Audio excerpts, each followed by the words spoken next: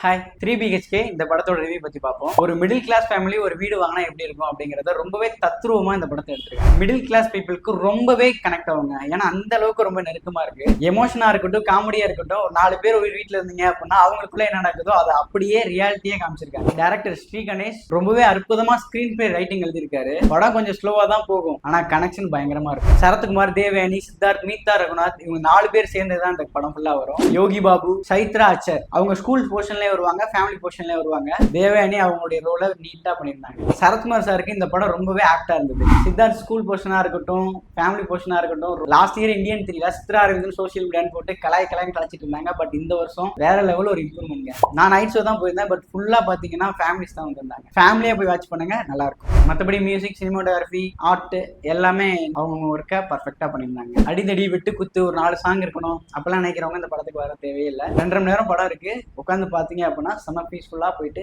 வரலாம். வாடகை வீட்டுல இருக்கவங்களாம் ஒரு வீடே வாங்கணுங்கிற மாதிரி ஆசை வந்துடும். கண்டிப்பா இந்த படத்தை தியேட்டர்ல மிஸ் பண்ணிடாதீங்க. அதெல்லாம் மொபைல்ல பார்த்தா எங்க எமோஷன் கனெக்ட் ஆகுது, அதுக்காக சொன்னேன். இந்த வீடியோ உங்க ஃப்ரெண்ட்ஸ் அண்ட் ஃபேமிலிக்கு ஷேர் பண்ணுங்க.